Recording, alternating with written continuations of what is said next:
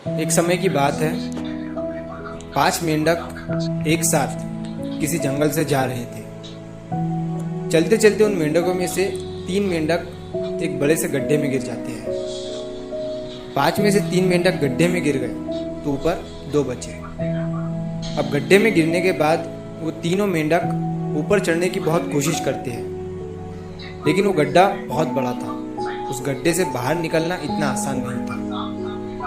अब गड्ढे के ऊपर जो 2 मेंढक बचे हुए थे, वो गड्ढे के अंदर देखकर उन तीनों मेंढकों से कहते हैं कि अब तुम तीनों इस गड्ढे से कभी बाहर नहीं निकल सकते हो। ये बहुत बड़ा गड्ढा है, तो तुम्हारा कोशिश करना व्यर्थ है।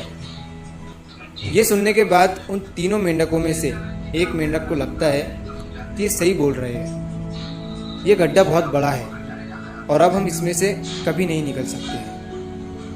तो वो मेंढक थोड़ी कोशिश करने के बाद हार मान लेता है और उसी गड्ढे में एक जगह आराम से जाकर बैठ जाता है।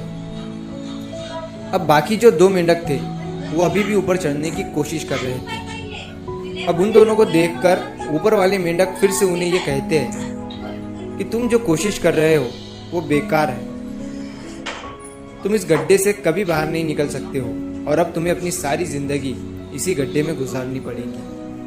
अब ये सुनने के बाद जो 2 मेंढक कोशिश कर रहे थे ऊपर चढ़ने की, उनमें से एक और मेंढक को ये लगता है कि ये सही बोल रहे हैं, अब हम इस गड्ढे से कभी बाहर नहीं निकल सकते हैं, और वो भी हार मानकर बैठ जाता है।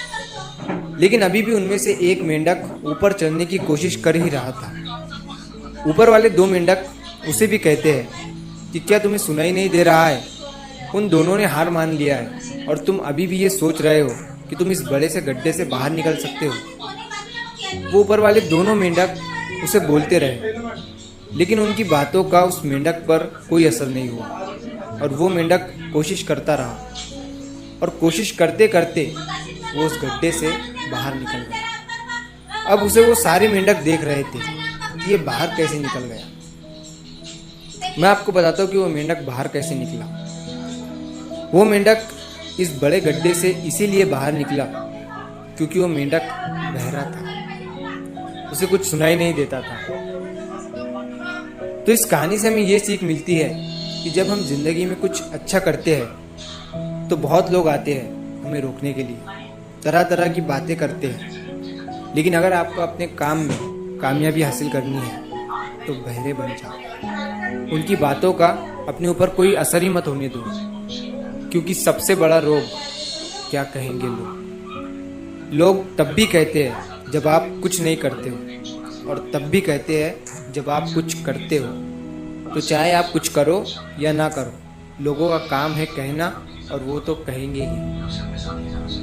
तो अगर आप इस कहानी को और भी लोगों तक पहुंचाना चाहते हो तो इस वीडियो को लाइक करो ताकि YouTube इस वीडियो को और भी लोगों तक पहुंचाए।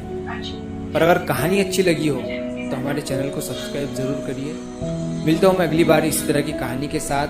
तो सब्र करो, शुक्र करो और ज़िंदगी में आगे बढ़ो।